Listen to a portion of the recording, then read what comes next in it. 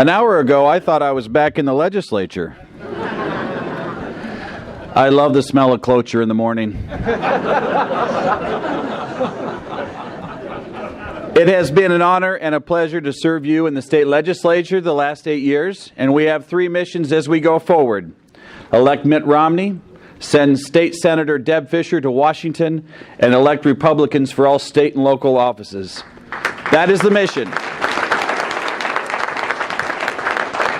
Now, I am uniquely qualified to make the following comments because I have worked hand in hand with Deb Fischer for 8 years and 6 as her speaker. In 2005, she was barely sworn in, and she took aim at state regulation. She took aim at bureaucrats that were making laws without the legislature's consent, and she prioritized a bill that said no. No more regulation. If the legislature wants to call you on the carpet, that's what we're going to do. And that's what she did in her first year. In 2005, she said to me, "Mike," and I'm not kidding, "I'm afraid of nothing." She eats nails for breakfast, folks. She's introduced and passed more bills to protect Nebraska livestock producers from animal rights activists. She stood firm against HSUS. I remember the day she had a hearing in the state capitol, and I suggested that she wear a fur coat to the hearing.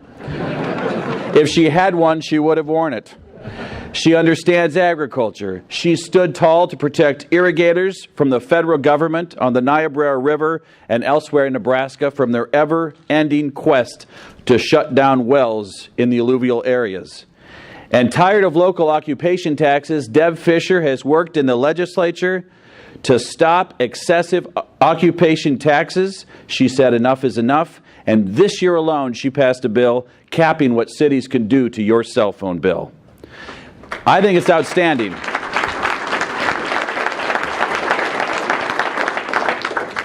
And an issue that matters quite a bit to me when it comes to whether Deb Fischer is pro-life, Deb Fischer has the credentials, she has the background, and she has the conviction to stand up and fight for the unborn innocent child. And she'll do that for us in Washington, and Bob Kerrey will never do that for us in Washington.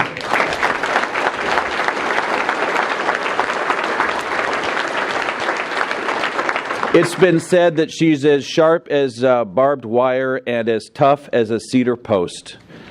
And if I could sign an affidavit to that today, I would.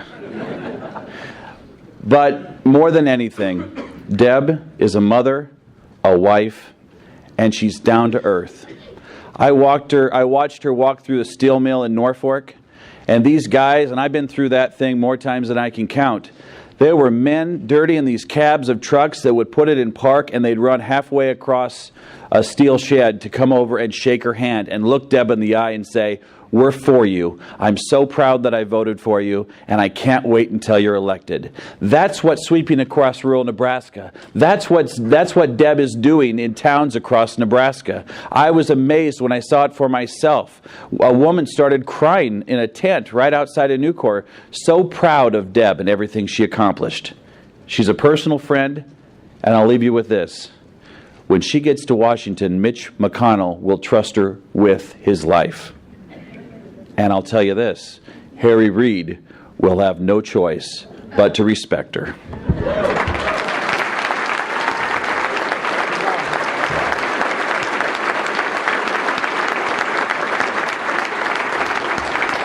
There's cookies on either side. If your stomach's growling before this goes any further, please grab one. Thank you.